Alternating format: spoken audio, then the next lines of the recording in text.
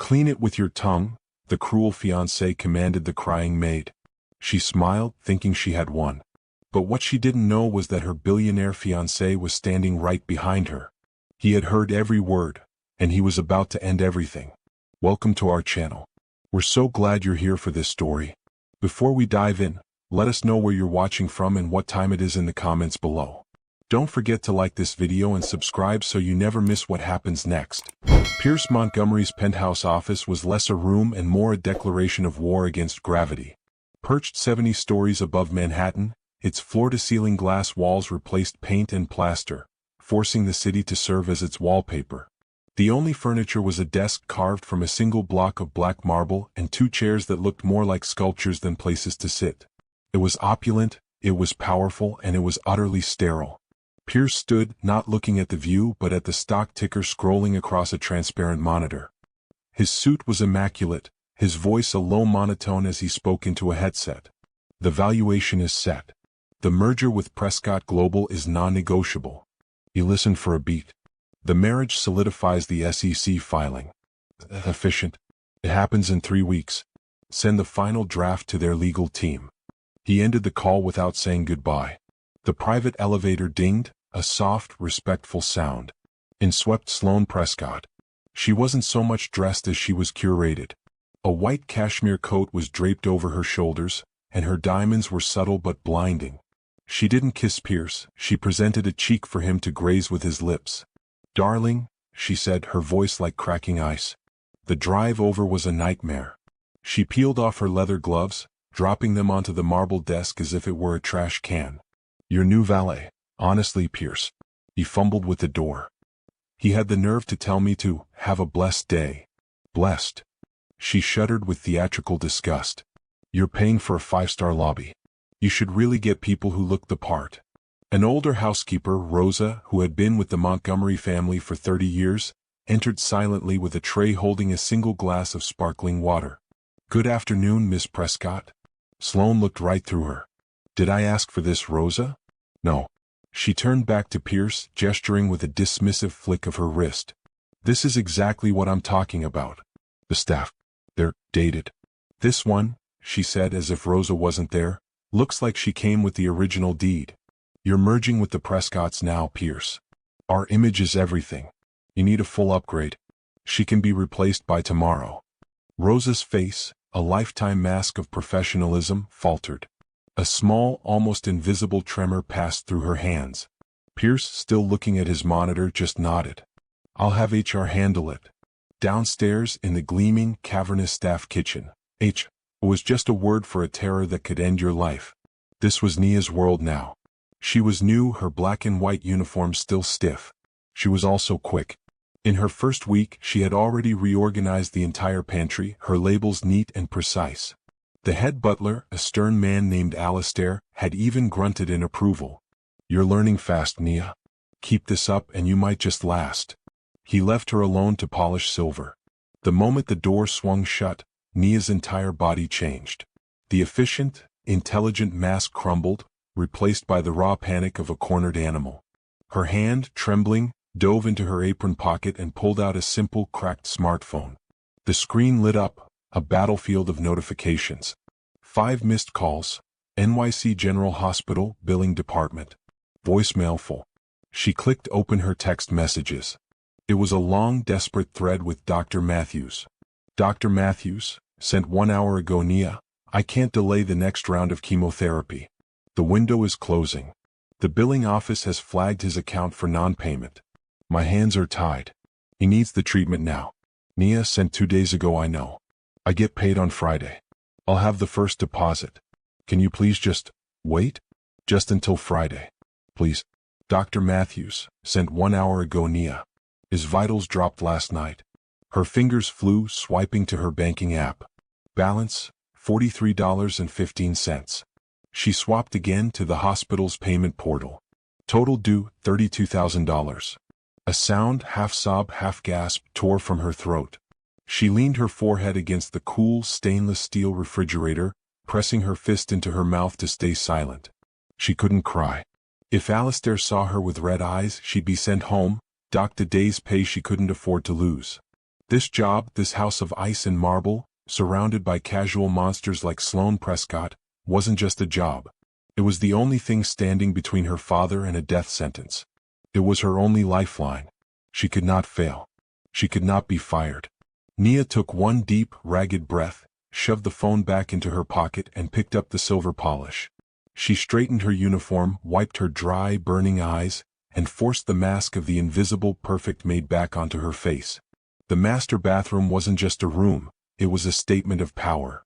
It was a vast, echoing cathedral of white Calacatta marble, stretching to a ceiling so high it seemed to gather shadows. The freestanding bathtub sat in the center like a sacrificial altar. The air was cold, sterile, and smelled faintly of expensive gardenia oils. To Nia, it felt like cleaning the inside of a pristine, opulent tomb. She was running behind.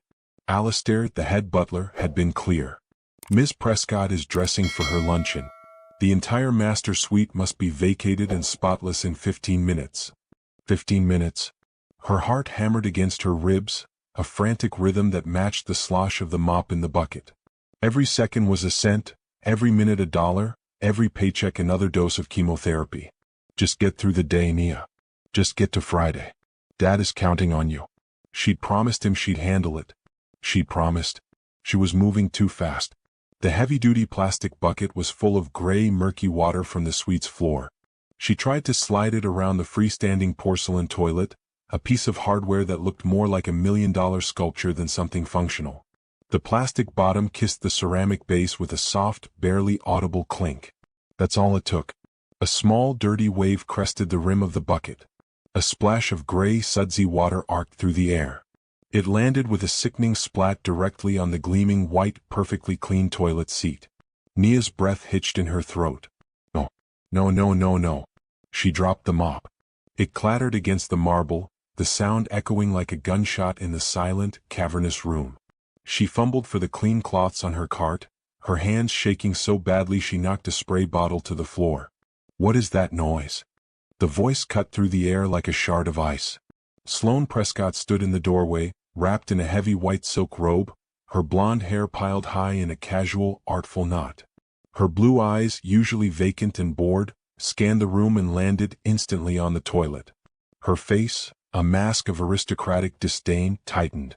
She saw the gray, dirty water. She saw Nia, frozen, a dirty rag clutched in her hand. I'm so sorry, Miss Prescott, Nia stammered, lunging forward. It was an accident. I'll clean it right.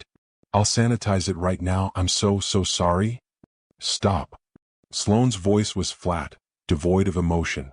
Nia froze, her hand hovering over the seat. Sloane glided closer, the silk of her robe whispering over the marble. She didn't look at Nia. She looked at the ring of filth on her porcelain throne. You are lousy, she hissed, the words sharp and venomous. Nia flinched as if she'd been struck. I'm sorry, ma'am. I was rushing. You heard me. Sloane pointed a long, manicured finger at the seat. The diamond on her hand looked cold and dead. You're disgusting. You bring your filth into this house, onto my things.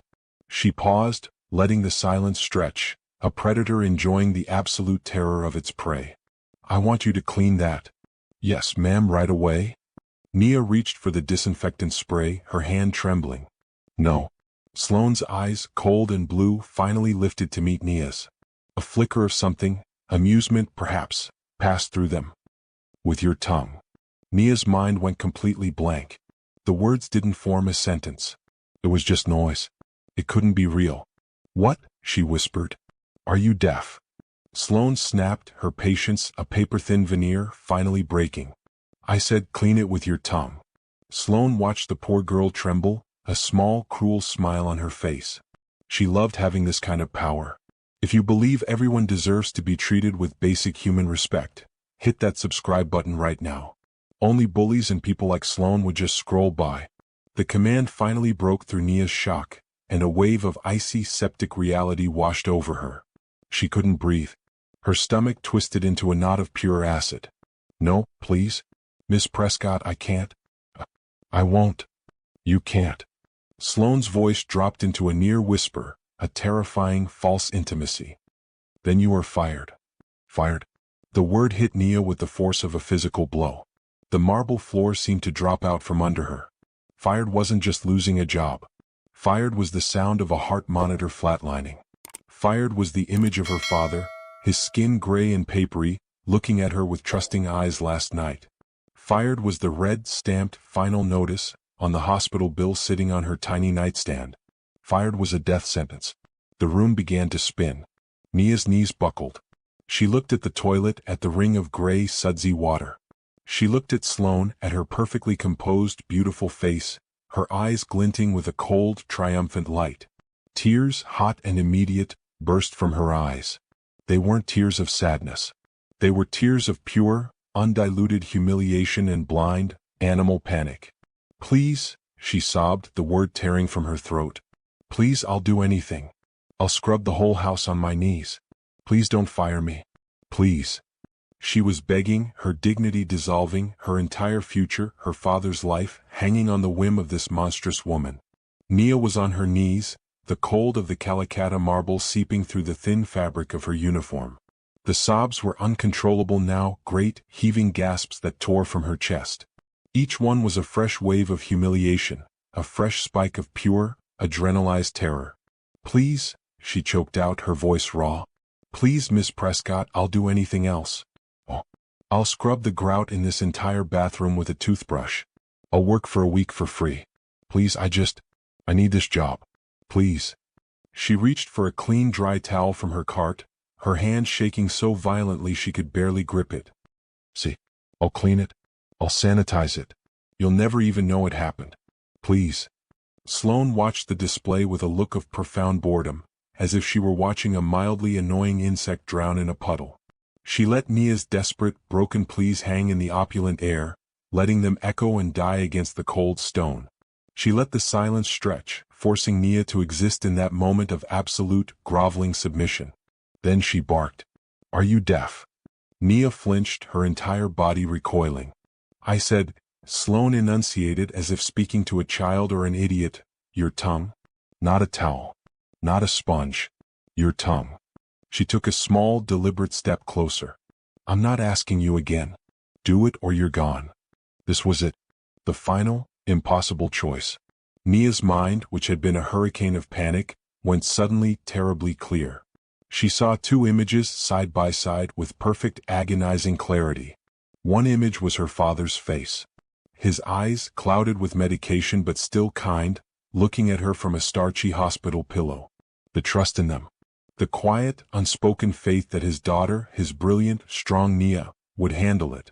She saw the final notice on the bill that could stop his heart. The second image was the toilet. The ring of gray, dirty water. The smell of the chemical floor cleaner. She looked at Sloane's smug, expectant face. And in that second, something inside her, a final, resilient piece of her soul, refused. She couldn't. It wasn't just about the filth. It was the humiliation. It was the absolute surrender. It was letting this woman win not just her job but her humanity. Her sobs quieted. The shaking in her hands slowed. She pushed herself up from the floor, moving from a position of begging to one of sitting on her heels. Her eyes, red and swollen, met Sloane's. I can't," Nia whispered. The words were small but they were solid. They were the first solid thing in the entire room. Sloane's face didn't change, but a flicker of annoyance, of disappointment, flashed in her eyes. The game was over too soon. "Oh well," she scoffed, a light, airy sound. "That's a shame. Then you are fired."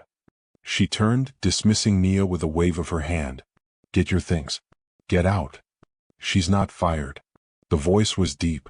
It wasn't loud, but it cut through the vast marble room and hit the walls with the force of a gavel. Sloane froze, her back still to the door. Nia's head snapped up, her eyes wide with confusion. Pierce Montgomery stood in the doorway. He wasn't in a suit. He was in a simple gray t-shirt and sweats, his hair messy as if he'd been working out. But it was his face that held the room. He was pale. Not just pale but a sickly ashen white. His fists were clenched at his sides, his knuckles white, his arms rigid. He was visibly shaking, a fine high-frequency tremor. And his eyes were the most terrifying part. They were fixed on Sloane, and they were filled with a rage so profound, so deep, it looked like unshed tears. It was the look of a man who hadn't just seen something angry, but something that had broken him. He had heard everything. The "clean it with your tongue." Or you're fired." The sobbing. All of it. Sloane spun around. The second her eyes landed on him, her entire being underwent a grotesque, instantaneous transformation. The cold, bored predator vanished. In her place was a flustered, charming socialite. A brittle, high-pitched laugh erupted from her. "Pierce? Darling," she chirped, her voice 2 octaves too high. She glided towards him, one hand reaching for his arm. "You scared me. My goodness, you look like you've seen a ghost." He didn't move. He just looked at her, and his lack of reaction made her falter. She kept babbling, the words spilling out, desperate to fill the cold, terrible silence he was creating. I was just, my goodness, you should have seen the mess this girl made." She laughed again, a sound like glass breaking. "She's new. I was just having a little joke. Trying to instill some morals. Teach her a lesson about standards."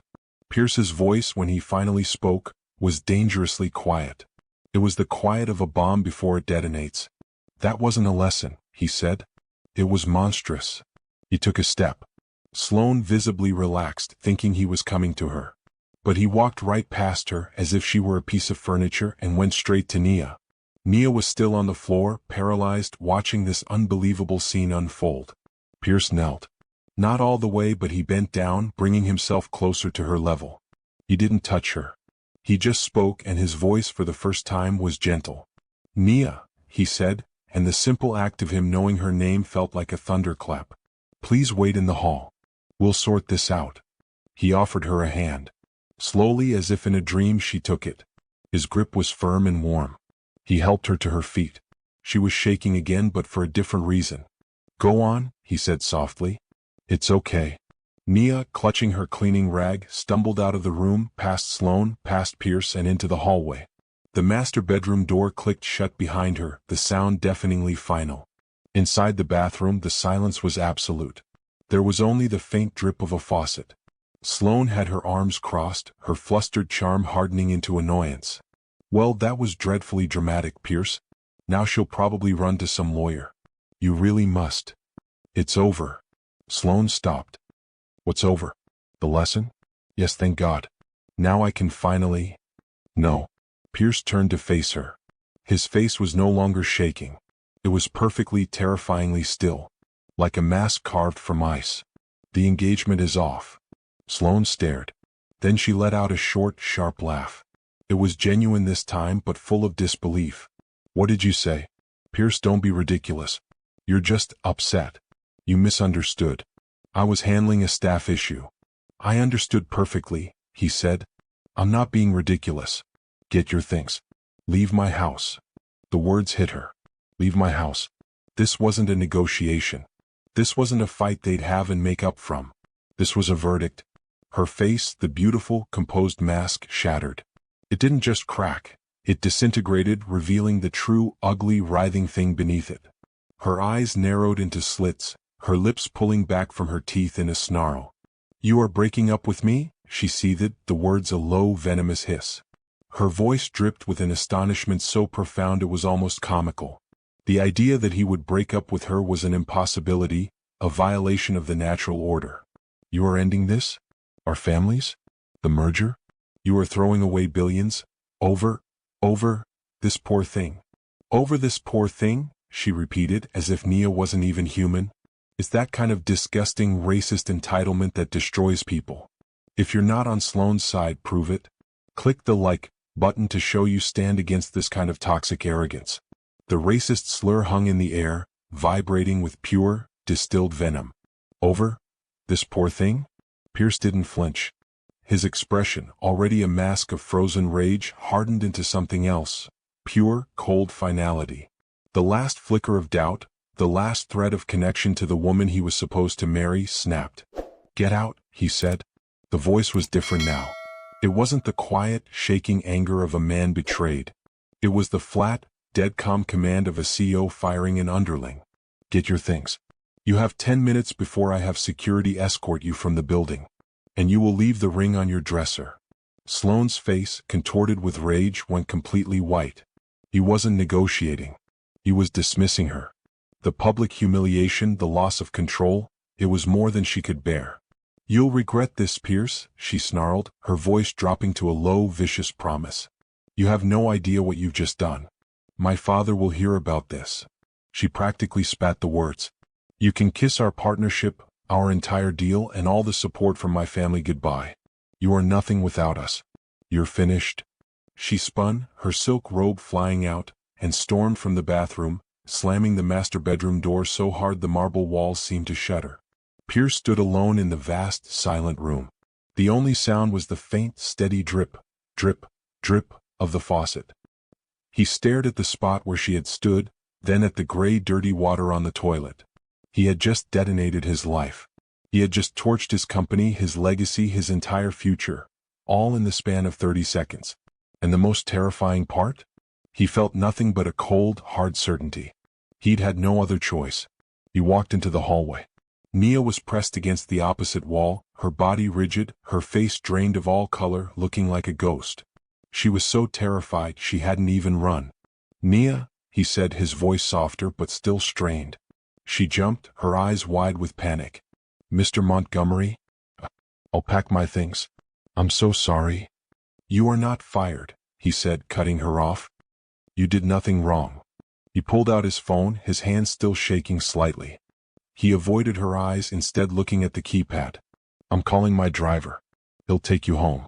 Take the rest of the week off. But Alistair will call you on Monday with instructions." He looked up, his eyes meeting hers for the first time.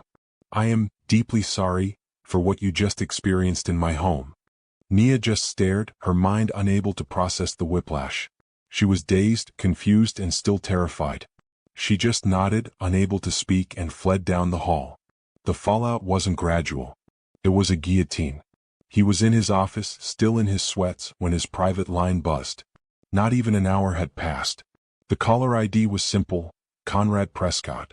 Pierce answered. "Conrad."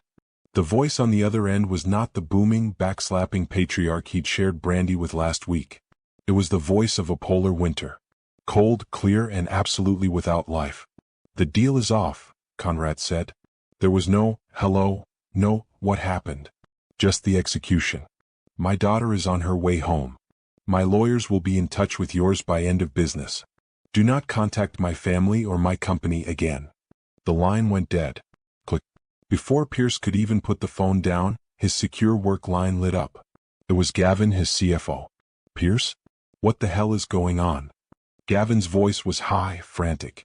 "I just got an alert from the Journal. Some source, just leaked that the Prescott merger is dead. Tell me it's a lie, Pierce. Tell me it's a negotiating tactic." Pierce looked at the city skyline. "It's not. It's dead. I killed it." There was a long, strangled silence on the other end, then a sharp, "Oh my God." The call ended. The next morning, the boardroom at Montgomery Enterprises was a tomb. The long, polished mahogany table was filled with the pale, sick-looking faces of his board members. At the head of the room, a massive wall-mounted screen displayed the stock ticker for M&T. It was a sheer, terrifying cliff of red. Billions in value. Erased.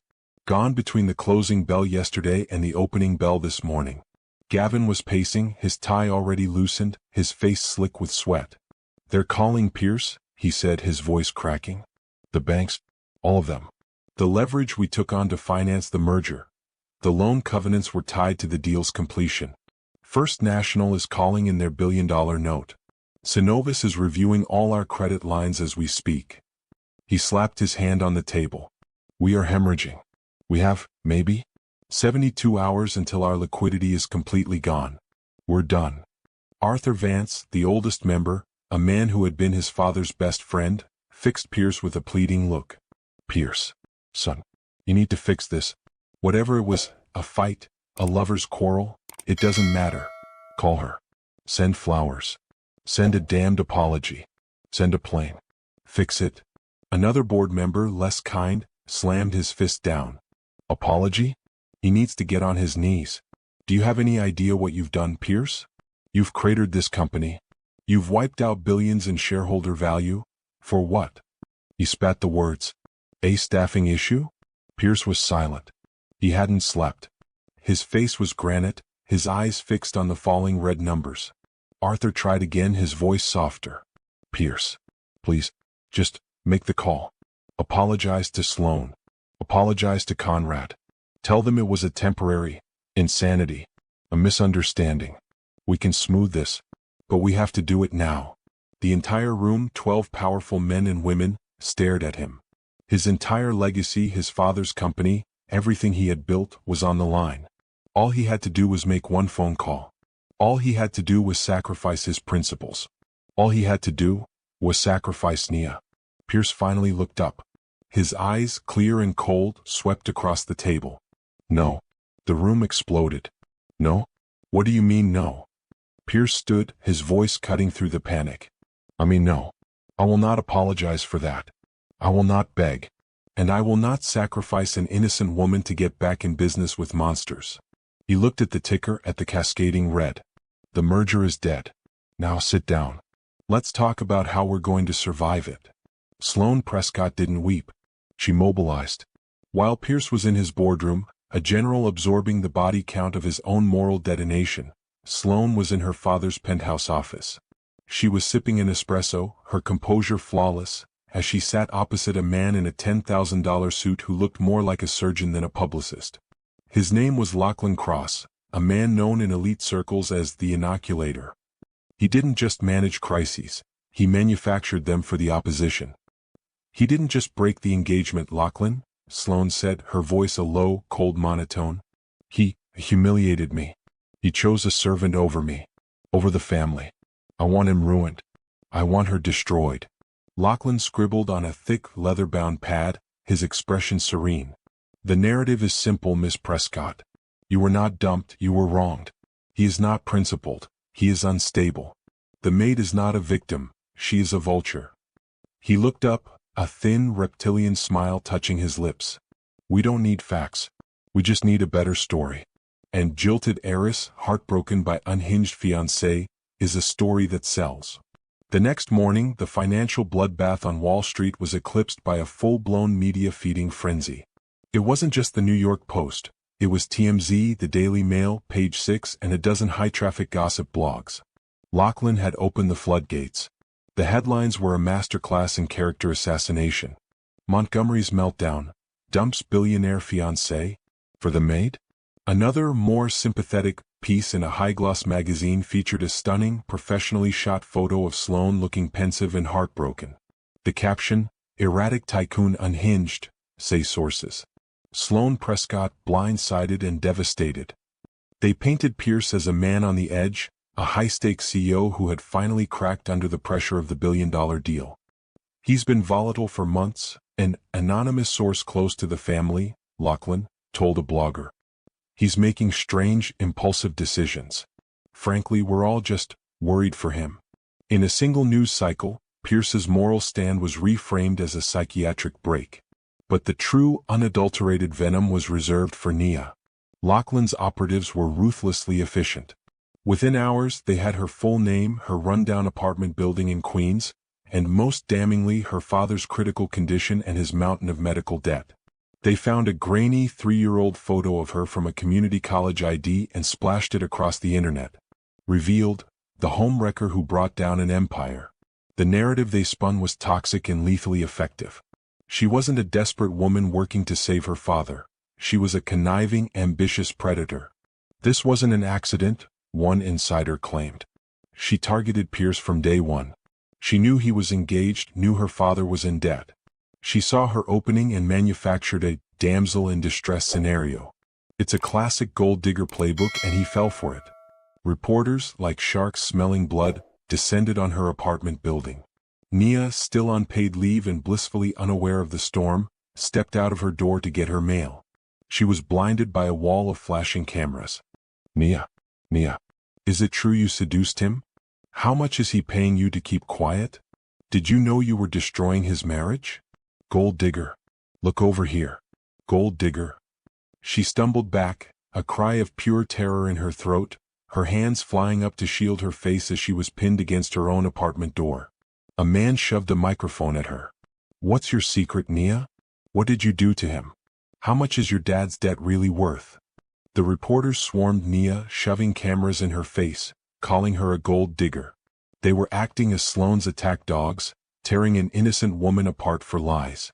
It's the classic bully tactic: destroy the victim. If you're sick of bullies and liars winning, comment, "I stand for the truth," below. Nia slammed the door, bolting it, her back sliding down the cheap wood until she hit the floor, her body shaking. But they didn't leave. They stayed, camped out in her hallway, shouting questions through the thin door. They harassed her neighbors. Then they found the hospital. Her phone buzzed. It was Dr. Matthews. "Nia? What in God's name is going on?" "There are men with cameras in the lobby. They're trying to get up to the cardiac wing.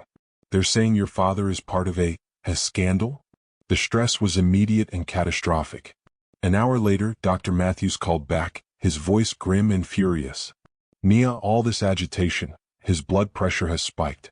He went into distress. We had to move him to the ICU. He's in critical condition. This stress, this circus, it is actively killing him." That was the breaking point. The guilt was a physical weight crushing her. Sloane, Pierce, the merger. All of it was a war for gods. She was just a person, and her father was dying because she'd been standing too close when the lightning struck. She found Pierce's private number, the one his driver had given her.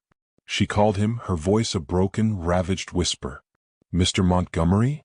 Pierce was in his penthouse war room, screens flashing red, his lawyers shouting on a conference call. He muted it. "Nia? Are you all right? You have to make it stop," she sobbed, the words tumbling out. "Please. They're at the hospital. They're at my door. My father, he's in the ICU." The doctor said, the stress. "Oh God, this is all my fault." "Nia, it's not your fault." "I quit," she screamed into the phone, the words tearing out of her, raw and desperate. "I quit, okay. I don't want your money. I don't want anything. Just tell them. Tell them I'm gone. Tell them it's over. Tell them whatever lie they want, just, please, make them leave my father alone." Pierce stood. He heard the raw, unfiltered terror in her voice. He looked at his screens, at the collapsing stock prices, at the empire he was losing. And in that moment it was all just noise. He had done this. His world, his fight, his fiancée had dragged her into this. He had exposed her, and now he had to protect her. "Don't hang up," he said, his voice suddenly cold, clear, and full of absolute command. "Do not open your door. Do not speak to anyone. I am sending a private security team to your apartment and another to the hospital. They will be there in 20 minutes. "No, I don't need." "They are not negotiable, Nia," he interrupted, his tone gentle but ironclad. "They will get you and your father out. They will bring you to a secure private residence, and a full medical team will be waiting for him." "Mr. Montgomery, I can't pay for any of that." "You will not pay for anything," Pierce said, the finality in his voice silencing her protest. "I am taking over all of your father's medical care. All of it. From this second forward, you don't owe them a cent. This is my fault, Nia. I brought this into your life." He paused, the weight of his own words settling on him. "I will fix it." The boardroom at Montgomery Enterprises felt less like a meeting and more like a morgue. 48 hours had passed since Pierce's no. 48 hours in which the stock ticker for M&T hadn't just fallen. It had been utterly eviscerated. The company was in a death spiral. The board members weren't just angry anymore. They were terrified. Their personal fortunes, their reputations, their entire careers were being incinerated, and Pierce was the one holding the match. Judith, the board's most pragmatic and ruthless member, a woman who had clawed her way up from nothing, spoke first. Her voice was flat, devoid of all emotion. "Pierce, this is no longer a discussion." She slid a thick, leather-bound document across the polished table. "The minority shareholders have retained counsel. This is a formal notice. We are giving you one last chance. A final 48-hour window." Arthur Vance, the old family friend, looked haggard. "Son, please," he rasped, his voice weak. "Just sign the apology. We've drafted one for you. It's diplomatic. It saves everyone. It saves you." Pierce hadn't slept. His eyes were bloodshot, but his jaw was set like iron. "I will not." Judith nodded as if expecting this. "Very well. Then this is an ultimatum. You have 48 hours to find an alternate solution to this liquidity crisis. A new merger. A new line of credit. A miracle. If you fail, She tapped the document. "We will file this injunction. We will have you forcibly removed as Chief Executive Officer on the grounds of gross fiduciary negligence and willful destruction of shareholder value. The board will take control, we will issue the apology, and we will save this company from its own founder." The message was clear. He was trapped. He had 2 days to win an impossible war, or he would be executed by his own people.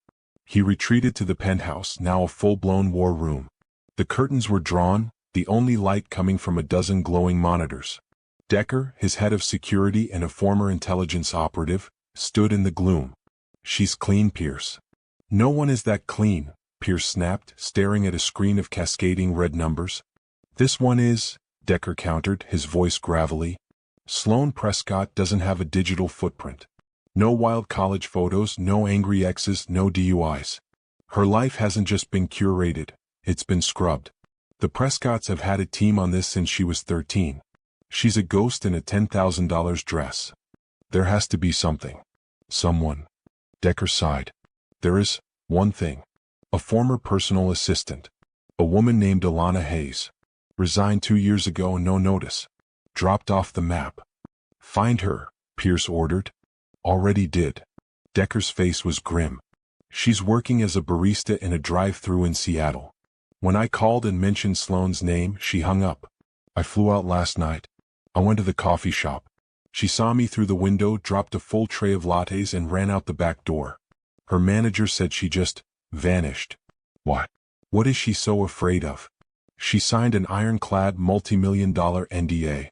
But that's not it," Decker said. "I talked to her roommate. Alana is terrified. Sloane didn't just fire her. She had her blacklisted. Ruined her career, her credit, even got her evicted. The woman isn't just afraid of a lawsuit, Pierce. She's genuinely, physically afraid of Sloane. She's a complete dead end." Pierce slammed his fist on the marble desk. No leverage. No counter-move. Nothing. The 48-hour clock was ticking and he was completely, utterly unarmed. He was going to lose. He was still staring at the screens when the sun started to come up, the clock having ticked down to its final 24 hours. The door to his office hissed open. It was Kenji, his chief legal officer, a man known for his unflappable, almost zen-like calm. Kenji was not calm. He was ashen. His tie was loose, his top button undone, and he was holding a single, thin manila file as if it were radioactive. "Pierce." Kenji's voice was a hoarse whisper. "If it's another lender calling in a note, Kenji, just handle it." "I'm busy." "It's not a lender." Kenji walked slowly to the desk and placed the file down. It's us." "What are you talking about?" "The audit." Kenji's hands were visibly trembling. "The final internal diligence we were running for the merger. I got the final report from the accountants this morning. They flagged anomalies. I spent the last 3 hours in the server room myself." Pierce opened the file. It was a series of spreadsheets. Numbers that made no sense. "What is this?" "This isn't our P&L. The values are all wrong." "They are?" Kenji breathed. "The left column is the data from our raw servers. The right column is what we've been reporting to the SEC. For 3 years. Pierce looked up, the blood draining from his face. "A clerical error?" "It's not an error, Pierce. It's systemic. It's massive, coordinated criminal fraud." Kenji pointed to a line item. "Inflated assets. Hidden liabilities. Ghost accounts in offshore banks to cycle money. We've, or someone, has been cooking the books. And it's not just a civil fine. This is a go-to-prison level of fraud." Pierce shot to his feet. "I never authorized this." "Gavin? Did Gavin?" "It doesn't matter," Kenji said, his voice cracking. He looked Pierce dead in the eye, his own filled with a mixture of terror and pity. "The money trails, the digital signatures, the authorization codes for every single fake invoice, every shell company, every wire transfer. They all lead back to you. They all have your digital signature on them. It's a perfect airtight frame-up." Pierce's mind, already racing, went completely still. The ultimatum from the board. The failed investigation. The smear campaign. It was all a distraction. "The Prescotts," Pierce whispered. "They're not just pulling out of the deal. They're waiting." Kenji nodded, his face grim. "They're letting us bleed out. They're watching us panic. And the second we try to fight back, or the second the board does fire you, they'll reluctantly turn this file over to the feds as part of their own due diligence. They'll be the heroes. You'll be the villain. The 48-hour ultimatum from his board didn't matter. That was about his job. This was about his life. Pierce stared at the file, the blood draining from his face. He was trapped. The woman who dehumanized Nia was about to win everything, and he was being framed for a crime he didn't commit. This is the ultimate corrupt power play. Don't let the Prescotts win. Hit subscribe right now if you believe Pierce must find a way to expose them. No. The word was flat, dead, absolute. Pierce stood over the file, the perfect airtight frame-up that spelled his doom. Kenji, his lawyer, was already wringing his hands, pale and defeated. Pierce, we have to assume they're listening. We have to prepare a statement, maybe a plea? Lock the door, Kenji, Pierce interrupted, his voice a low command. Kenji froze. What? Lock it. Now. Kenji hit the security panel. The heavy oak door to the penthouse office hissed shut, and a solid steel bolt slid home with a heavy thud. Get the board on a conference call, Pierce ordered, his mind already moving, calculating. Tell them I've had a breakthrough. Tell them I need the full 48 hours. No, tell them I need 24. Lie, stall, do whatever you have to do, but do not let them vote. Buy me time. Buy you time for what? Kenji asked, his voice shaking. To run. To dig, Pierce said. He went to a small, biometric-locked safe hidden beneath the marble of his desk. He pulled out a matte black satellite phone, a device that bypassed all conventional networks. He dialed a number not stored in any of his contacts. It rang once. A woman's voice, all business, answered. Yes. Lena, Pierce said, his voice tight. It's doomsday. The line was silent for a beat. I'll be there in 45. Lena Petrova was a ghost. She didn't have a W-2, she wasn't on the payroll.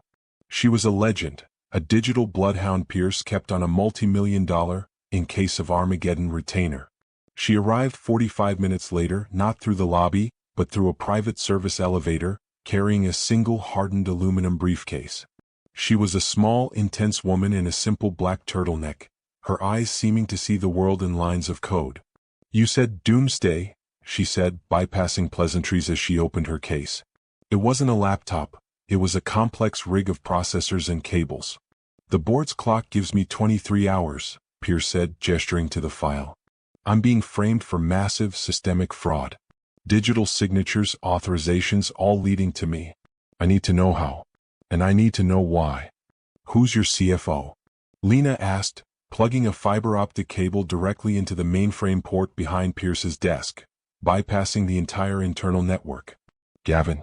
A man I've trusted for 8 years. Then we trust no one. The penthouse, once a symbol of his power, became a bunker. The sun set, and the city lights blurred into a neon smear outside the glass walls. Pierce, fueled by black coffee and pure, unadulterated rage, read every line of the fake reports, while Lena, her face illuminated by her monitor, dove into the raw, uncompiled server data. They're good, she muttered at 3 a.m., her fingers a blur across her custom keyboard. They didn't just change the numbers in the spreadsheets. They built a whole new history. Every fake invoice has a corresponding, falsified entry in the access logs. Every ghost account has a manufactured digital paper trail. But I never signed off on them, Pierce insisted. You didn't have to. Lena's screen suddenly flooded with hexadecimal code. Here. She pointed to a block of script. It's an algorithm. A beautiful, vicious little piece of code. Here. She pointed to a block of script. It's an algorithm. A beautiful, vicious little piece of code. It's designed to replicate your digital signature, your authorizations, everything. It's flawless. Too flawless. What does that mean? It means it batches the signatures, Lena said, her eyes alight. It timestamped every fake authorization at the exact same microsecond, at the end of every quarter. 2 hour seconds, you're human, Pierce. You're random. You sign off on things at 2:05, at 10:17, at midnight. This is a script. It's automated. A surge of adrenaline hit Pierce. Where did it come from? The Prescotts? No. Lena traced the packet data, her fingers flying. An outside hack is noisy. This was quiet. It was an internal upload. firewalled, masked, and routed through 6 internal proxies, but it originated from inside the house. She brought up a new window. A single IP address. A single terminal. Terminal 701, she read. The executive terminal 4. Gavin. Your CFO. Pierce felt the floor drop out. Gavin. The man who had looked so panicked in the boardroom. The man who had been sweating and pretending to be on his side. It was a betrayal so deep it almost suffocated him. But why? Pierce said, his mind racing, trying to put the last piece in place. Why would he frame me? If they wanted the company, why not just... He stopped. His eyes went back to the fraudulent spreadsheets. He grabbed the original merger proposal from his desk. He laid them side by side. The numbers? Lena, look at this. His voice was a hoarse whisper. The numbers in the fake file. The ones they're framing me with. They're not inflated. Lena's eyes scanned the data. She went still. My God. He's not inflating assets. He's creating debt. He's hiding revenue. He's systemically devaluing you. Pierce's blood ran cold. It wasn't just a frame-up. The prison threat. That was just the backup plan. That was the leverage they'd use if he fought. The real plot was staring him in the face. It all snapped into place with the sickening, deafening click of a trap. The merger. Conrad Prescott's generous offer, which Pierce had secretly thought was a lowball. The constant, friendly pressure to get the deal done. Gavin, his own man, feeding him poisoned data for years, convincing him the company was weaker than it was. It wasn't a partnership. It was a conquest. They were making him think his company was failing so he would gratefully, desperately, sell his empire for pennies on the dollar just to save it. And the engagement, the marriage to Sloan, that was just the final, symbolic act. The signing of the execution papers. The ultimate hostile takeover, disguised as a family union. The incident with Nia. Sloan's unbelievable cruelty. It was the pure, unfiltered arrogance of a predator who thought the hunt was already over, and that he and everyone in his house already belonged to her. The grand ballroom at the Regis was not a press conference. It was a coliseum. The air was thick and hot, smelling of expensive wool suits, stale coffee, and blood. Every major financial and gossip outlet was here, packed shoulder to shoulder, a restless sea of cameras, microphones, and glaring lights. They were vultures, drawn by the stench of a multi-billion-dollar corporate death. At the front, in the reserved row, sat the conquerors. Conrad Prescott, his face a mask of patriarchal concern, was flanked by his legal team. And beside him, the picture of wronged innocence, sat Sloan. She was a vision in victory white, a custom-made dress that screamed purity and victimhood. She wasn't heartbroken. She was triumphant. A small, satisfied smirk played on her lips as she adjusted her massive diamond ring, the one Pierce hadn't yet taken back. They weren't here for a conference. They were here to accept his formal, groveling, public surrender. The side door opened. A hush fell. Pierce Montgomery walked onto the stage. He was alone. No lawyers, no handlers. He wore a simple, dark navy suit, no tie. He looked like a man who hadn't slept, but his eyes were not defeated. They were clear, cold, and utterly devoid of fear. He walked to the podium, a simple wooden structure on a vast, empty stage.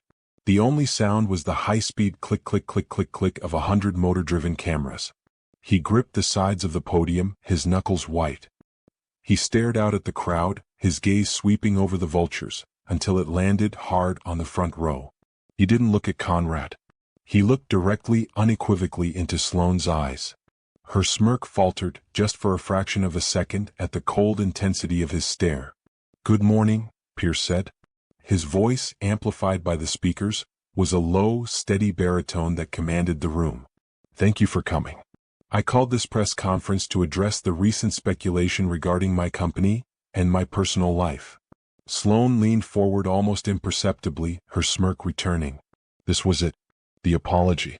Let's address the personal matter first," Pierce continued, his eyes still locked on hers. "My engagement to Sloane Prescott is indeed over." A reporter from the back shouted, "Mr. Montgomery, is it true you're involved with a staff member? Is that why the deal collapsed?" Pierce held up a single hand. The room, sensing the shift, went silent again. "The engagement ended," Pierce said, his voice dropping slightly, forcing them to lean in, "for one reason and one reason only. It ended because I witnessed an act. An act so profoundly cruel, so racist, and so utterly dehumanizing that I could not and will not ever tolerate it in my life, in my home, or in my business. A collective, audible gasp sucked the air from the ballroom. This was not an apology. This was a declaration of war. Sloane's face froze. Her smirk didn't fall. It petrified, a grotesque mask of confusion and rising panic. Conrad, next to her, turned a dull, dangerous shade of red. "What in God's name is he doing?" he whispered to his lawyer. "Miss Prescott claimed it was a joke," Pierce continued, his voice dripping with a contempt so cold it burned. "A lesson for a new employee. A staffing issue." He let the words hang, letting them poison the air. "I was fortunate enough to walk in and record the end of this lesson. I think you should all hear it for yourselves. I want you to hear what aristocracy sounds like in private." He pulled his personal smartphone from his suit jacket. He didn't bother with the room's complex audio-visual system. He simply held the phone up to the microphone, his hand steady as a rock. He hit play. The sound that filled the massive, silent ballroom was tinny, but crystal agonizingly clear. First, Nia's voice, so broken it was barely recognizable. "Please, Miss Prescott. I'll do anything else. I'll scrub the whole house on my knees. Please, I need this job. Please." Then Sloane's. Her voice was sharp, bored, and cold as ice. The casual, unthinking cruelty of a god swatting a fly. "Are you deaf? I said your tongue. Not a towel. Not a sponge. Your tongue. I'm not asking you again. Do it or you're gone." A wave of pure, horrified shock rolled through the room. Reporters who had seen everything looked at each other, their jaws slack. This was beyond gossip. This was monstrous. Conrad Prescott looked like he'd been struck by lightning. He turned to his daughter, his face a mask of purple, apoplectic rage. He knew what she was. But Sloane's mask of aristocratic perfection didn't just crack. It disintegrated. Her face went from confused to panicked, to a mask of pure, white-hot, reptilian hate. She was trapped. The cameras weren't flashing. They were just on her. 100 unblinking red lights, a digital firing squad, capturing her utter, undeniable exposure. The audio echoed through the silent room. Every reporter, every camera, was pointed at Sloane's horrified face. She was exposed. Smash that like button if you love seeing a bully's true colors revealed to the world. Pierce clicked the phone off, the silence rushing back in, heavier this time, suffocating. He pocketed the device. In an instant, the room erupted. It wasn't questions, it was a wall of sound, of shouting, of pure, chaotic outrage. "Miss Prescott, is that you? Did you do it, Sloane? Shame." Sloane and Conrad were half risen from their chairs, their own PR team forming a human shield, but they were trapped by the sheer mass of press surging toward the stage. "Order!" Pierce roared into the microphone. The amplified sound boomed through the ballroom like a thunderclap, so loud and violent it stunned the crowd back into a shocked silence. "That," Pierce said, his voice shaking, not with weakness, but with a tightly controlled, righteous fury. "That, however, is just a personal matter. A disgusting, vile, personal matter that explains why the engagement is off." He looked past Sloane, his gaze now settling on Conrad Prescott, who had frozen, his escape route cut off. "Now, let's talk about business." The energy shifted again. The reporters, sensing a second, even bigger story, scrambled back to their places. "You've all been reporting on my company's financial crisis," Pierce said, his voice turning to iron. "You've quoted anonymous sources saying I've been erratic, that I'm unstable, that I'm destroying my own company." He paced the stage, owning it. "You've reported on the lie. Now I am going to show you the truth." The massive 40-foot-tall LED screens behind him, which had just shown the Montgomery Enterprises logo, flickered to life. A new image flooded the screens. It was a side-by-side comparison. Two sets of financial reports. "On the left," Pierce said, using a red laser pointer that slashed through the dim room, "is the data my chief financial officer, Gavin, has been feeding me for 3 years. The data he fed to our board and the data he leaked to the SEC. The data that suggested my company was weak, struggling, and in desperate need of a partnership. And on the right," he clicked the remote, "is the raw, uncompiled, original data from my actual servers. The truth. The numbers were stark. On the left, minimal growth, high debt, low assets. On the right, a powerhouse. Soaring profits, massive assets, minimal debt. Gavin, Pierce continued, his voice dangerously calm, wasn't just cooking the books. He was a plant. He was systematically devaluing Montgomery Enterprises. What? To make us look like an easy, desperate target. He clicked again. A new screen.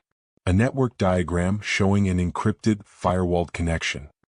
Gavin, my CFO of 8 years, was a mole. He clicked again. An email. A single encrypted memo. From Gavin to a shadow account. The subject line, target is weak. Ready for final offer. And then, the payment records for that account, funded by an untraceable shell corporation. And who was he working for? Pierce let the question hang in the air for 3 long, agonizing seconds. He clicked the final slide. It was the incorporation document for the shell company. And the sole signatory? Prescott Global. The Prescott family didn't want a merger, Pierce said, his voice dropping to a deadly quiet, his eyes finding Conrad's. They wanted a conquest. This was never a marriage. It was a hostile takeover disguised with a wedding ring. They weren't partnering with me. They were trying to steal my company. And the prison frame-up, he added as if an afterthought, was just the insurance plan. The room was no longer a press conference. It was the scene of a crime. Conrad Prescott lunged for the exit, not walking but running, shoving a cameraman so hard he toppled into a rack of lights. Sloane, her face a mask of pure, apocalyptic fury, followed him, shielded by her panicked, screaming security team. No comment. No comment. This is slander. Slander. It was pure, uncut chaos. Reporters were screaming into their live feeds. This is corporate espionage. We have a massive criminal conspiracy. In the back of the room, Pierce's new legal chief, Kenji, was on his phone, his eyes wide with disbelief. He shoved through the pandemonium to Pierce, who was still at the podium, calmly watching the Prescotts flee like rats from a burning ship. Pierce. Kenji shouted over the din, grabbing his arm. You won't believe this. That call? It was our Seattle office. Alana Hayes. Sloane's former assistant. She's watching this. All of this. Live. She just called. She's on the line with our legal team right now, giving a full on-the-record statement. She said Sloane did the same thing to her, minus the toilet. She's confirming everything. It's hitting the wires as we speak. Pierce looked past the chaos, past the fleeing Prescotts, and found the single steady red light of the main network camera. He straightened his tie. The king wasn't just back on his throne. He had just burned the entire barbarian army to the ground. The press conference was an extinction-level event. The fallout wasn't just financial, it was nuclear. While Sloane and Conrad Prescott were fighting their way through a human maelstrom of screaming reporters and flashing cameras to their waiting car, a secure, encrypted file was already being downloaded onto a server at the Southern District of New York. Pierce hadn't just brought his evidence to the press. He had delivered a pre-packaged federal case to the U.S. attorney. It wasn't a quiet investigation. It was a blitzkrieg. At 9 a.m. the next morning, as the Wall Street Journal's front-page headline screamed "Conquest," a fleet of black government vehicles descended on the glass and steel tower of Prescott Global. Federal agents in dark blue windbreakers, FBI, emblazoned on the back, swarmed the lobby. They weren't asking questions. They were serving warrants, seizing servers, and freezing assets. The cameras, tipped off by an anonymous source, were there to capture it all. They caught the look of sheer, uncomprehending panic on the faces of executives as they were led out in handcuffs. The Prescott's entire corrupt empire, built on lies, bullying, and predatory practices, crumbled to dust. It was hollow, a house of cards built on fraud, and Pierce's truth was the gust of wind that leveled it. The Prescotts were done. Their entire corrupt empire, built on lies and bullying, crumbled to dust.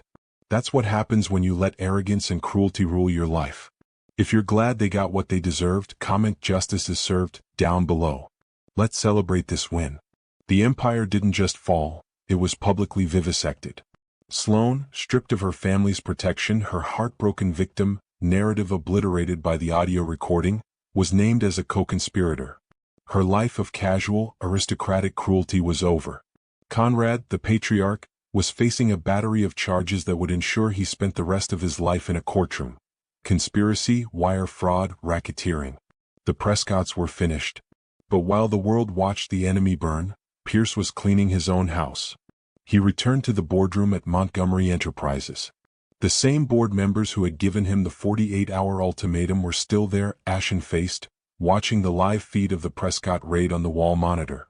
Judith, the pragmatist, was the first to speak, her voice a weak, sycophantic tremor. "Pierce, my God. We had no idea of the extent. We are, of course, fully behind you."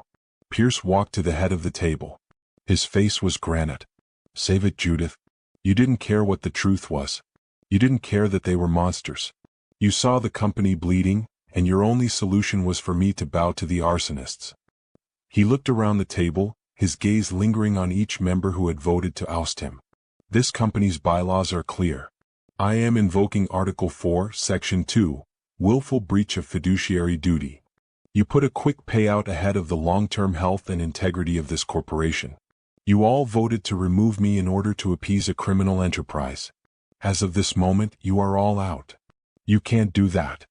Arthur Vance sputtered, his face purple. "I just did," Pierce said, his voice cold. "Your access is revoked. Your severance is void. Security will escort you from the building. Now." But the deepest cut was yet to come. Gavin, his CFO, his traitor, wasn't in the boardroom. He was found in his office, his suit jacket off, desperately feeding stacks of documents into a high-capacity shredder. He didn't get far. "Going somewhere, Gavin?" Gavin froze, his back to the door. He turned slowly. Pierce was standing in the doorway, not alone, but flanked by two uniformed NYPD officers. The betrayal of 8 years of shared dinners and holiday bonuses hung heavy in the air. "Pierce, listen to me, they made me." "Don't," Pierce said, his voice quiet but heavier than a mountain. "Don't you dare. You sold me out. You sold this entire company out." Gavin's pathetic protests were cut short as the officers stepped forward, cuffed him, and read him his rights. As he was led away, the entire office floor, the secretaries, the analysts, the VPs, stood in stunned silence, watching the man who had almost destroyed them all be paraded past their desks. The rot was gone. The company was battered. The stock was still in the gutter. He had saved the soul of Montgomery Enterprises, but now he had to save its life. He called an emergency shareholder meeting held in a packed, hostile auditorium. These weren't board members. They were teachers, retirees, and hedge fund managers who had lost fortunes. "This is a lynching," one man shouted as Pierce took the stage. Pierce waited. He didn't use slides. He didn't use a teleprompter. He just stood at the podium. "You are right to be angry," he began, his voice echoing. "You lost money. And the failure was mine. Not for the reason you think, but because I was blind. I trusted the wrong people. I allowed snakes into our garden and they poisoned the well.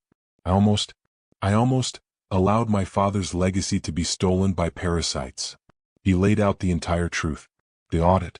The frame-up. The hostile takeover.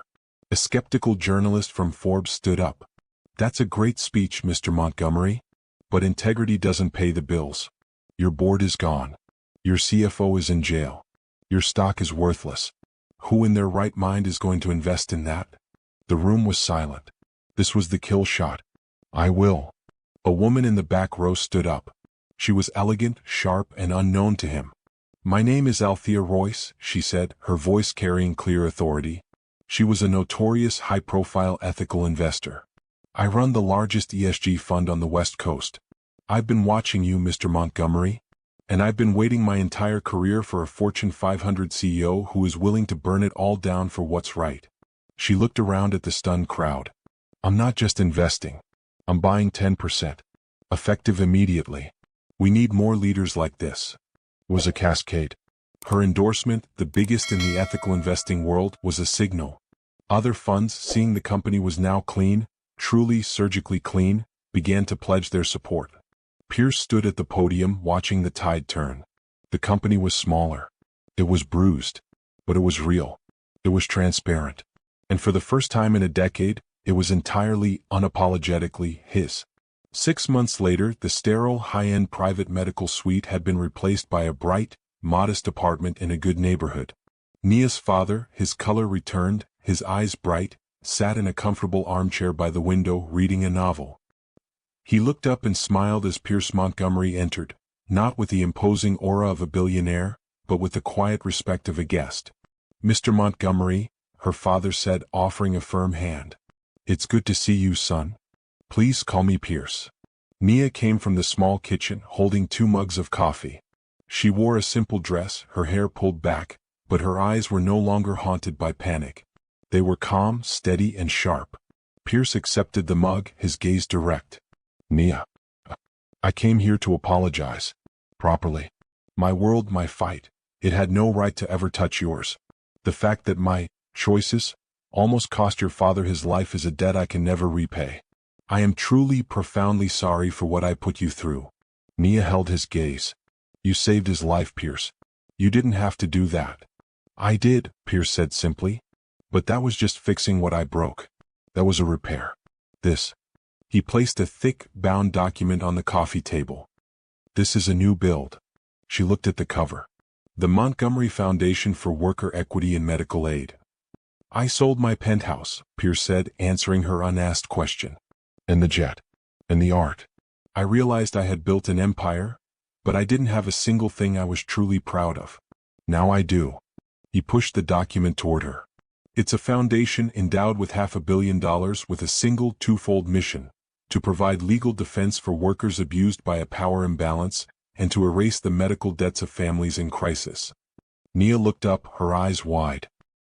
He looked at her, his expression not one of charity but of recruitment. "I'm not offering you a job, Nia. I'm offering you a weapon. I want you to run it. I want you to be its executive director." The final scene was 3 months later. The foundation's offices were bright, modern, and buzzing with energy. At the head of a long, polished conference table sat Nia. She was not in a maid's uniform. She was in a sharp, dark blue blazer, her focus absolute. She commanded the room, directing a team of 3 high-powered attorneys. "The class action is our leverage," she said, her voice ringing with an authority that was both earned and natural. "But I want to find the individuals first. The ones like Alana Hayes who were blacklisted and silenced.